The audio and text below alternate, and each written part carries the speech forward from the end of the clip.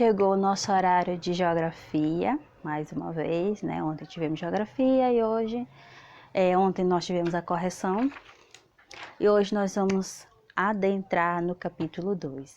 E o nosso capítulo 2 trata sobre a natureza e as paisagens, tá bom? Então, nesse capítulo 2, nós vamos falar de quê? De agentes transformadores da paisagem, das transformações da paisagem por processos naturais, ou nós vamos também falar dos recursos naturais, um pouquinho também, a ação das águas, da luz também, do calor, do sol, sobre as paisagens, tá bom? E também as transformações da paisagem e a ação delas ao longo do tempo. Então, algumas dos objetivos que nós iremos tratar dessa unidade, tá bom?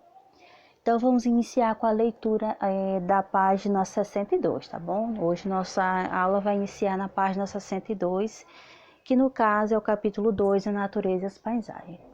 Os elementos da natureza também alteram as paisagens, tá bom? Os elementos da natureza também alteram as paisagens. Que elementos são esses? Os ventos, os vulcões, as águas das chuvas, dos rios e dos mares, eles provocam mudança nas paisagens e na organização da vida humana.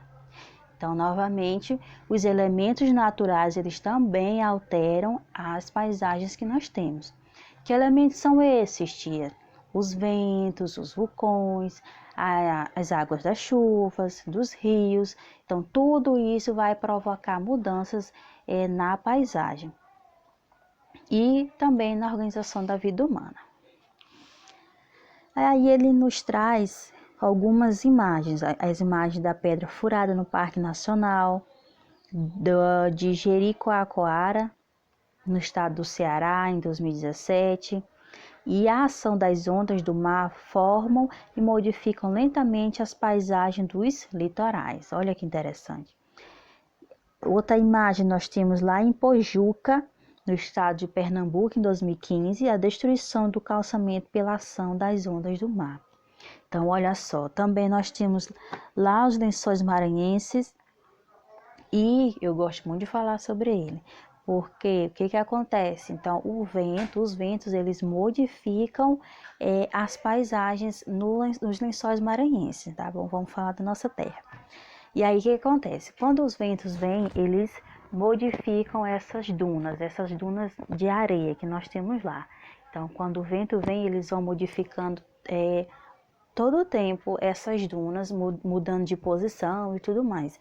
Então, é muito interessante o que acontece em Barreirinhas. E essa nossa imagem é de 2017, bem atual. E aí, o que acontece? Nas áreas de dunas, como as da foto que nós temos aí, observe aí. Basta uma ventania para que os grãos de areia se desloquem e mudam a posição. Olha como os elementos naturais, eles modificam as paisagens. E também nós temos as casas alagadas que transbordam dos rios. Essa imagem em Tibagi e Jataizinho, no estado do Paraná. Então, a água da chuva modificou totalmente a paisagem, alagou a casa. No caso, na figura mais abaixo, lá no estado do Paraná, em Londrina, ela acabou destruindo o trecho da rodovia. E mais abaixo nós temos a rodovia do Morro da Igreja, que foi encoberta pelo gelo lá no Parque Nacional de São Joaquim. Então, aí nessas imagens nós temos diferentes elementos da natureza que acabaram por modificar as paisagens. Então, é sobre isso que nós iremos tratar nesse capítulo 2. Agora nós vamos lá para a página 64, que será o tema central mesmo dessa aula de hoje, que no caso é a água e as paisagens, tá bom? Então, vamos iniciar a leitura da página 64. As chuvas, os rios, os oceanos e os mares são alguns exemplos de águas do nosso planeta que podem causar transformações nas paisagens, assim como foi dito lá na página 62. Então, esses elementos naturais, eles modificam a paisagem. Outras vezes podem ser grandes e durar bastante tempo. Aí nós temos nessa imagem, as chuvas que não causam grandes alterações nas paisagens. Olha que interessante. Tem algumas chuvas que não causam tantas transformações na paisagem. Como ele nos dá a imagem aí da Avenida Afonso Pena, lá em Belo Horizonte, e essas fotos foram tiradas em 2015. Na primeira imagem, nós podemos perceber que o chão está bem sequinho, então tudo tranquilo, tudo normal. A única diferença para a segunda imagem é que agora nós temos um chão molhado, não é isso? Então essa é a única diferença que nós podemos observar. Então, como foi dito nessa página 64, a alteração das chuvas que não causam nenhum tipo de modificação de grande escala, né, da paisagem. Agora nós vamos falar lá na página 65. A presença de água e também sua escassez podem provocar grandes mudanças para os seres vivos, como a vegetação, animais e, claro, as pessoas. Então, a partir do momento que a presença da água em grande escala, assim como a escassez dela, a falta dela, também podem provocar grandes mudanças. E isso vai se refletir onde? Na vida dos seres vivos, como as plantas, os animais e nós, seres humanos. A chuva não ocorre da mesma maneira em todos os lugares. Eu sei que quando todas as crianças têm essa problemática, todas, inclusive eu tive também, em achar que, meu Deus, será se a água cai em todos os lugares ou não? Como é que funciona isso?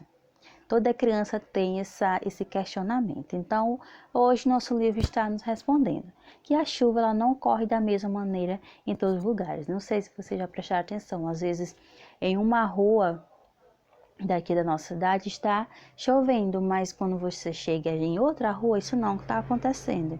Então, daí nós podemos perceber que a chuva ela não cai da mesma maneira em todos os lugares.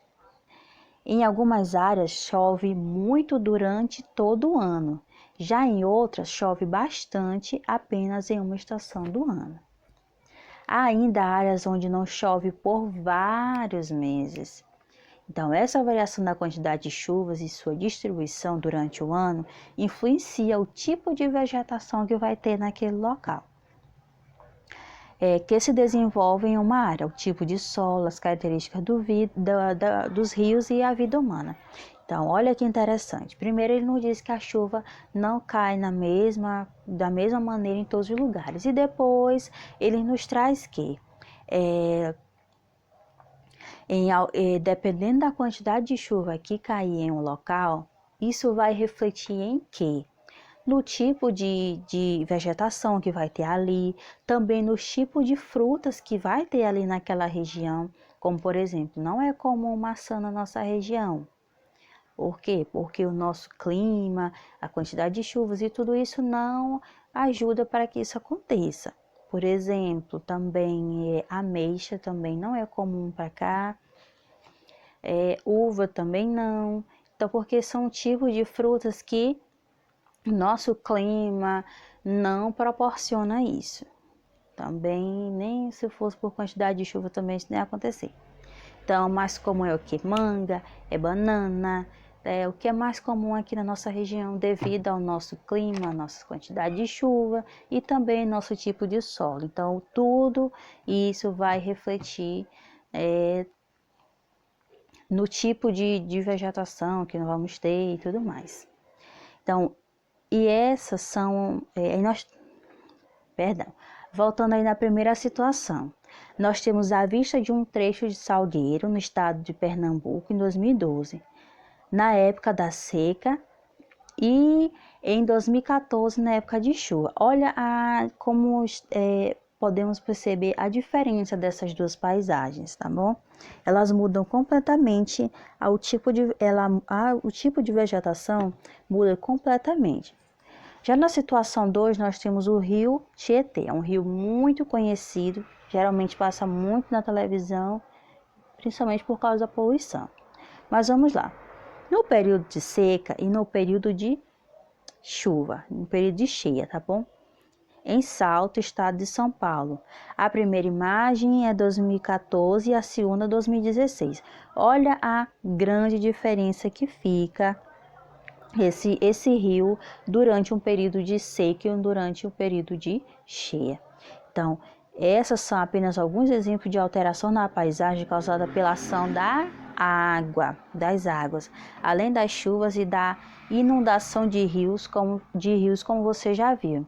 As ondas do mar também elas alteram a paisagem. Então, hoje nós aprendemos sobre a água e a capacidade que ela tem de modificar as paisagens. Como foi dito, pode não ter grandes alterações, como aprendemos na página 64, mas já na página 65 nós podemos perceber que pode alterar sim. Se tiver uma presença muito grande de água ou a escassez, isso vai gerar mudanças na vida dos seres vivos. E também se a chuva cai em grande proporção em um determinado lugar, em outro não, isso vai influenciar no tipo de vegetação, no tipo de solo, nas características desse solo e também a vida dos seres humanos que estarão ali presentes. Então, essa foi nossa aula de hoje sobre a água e as paisagens em geografia.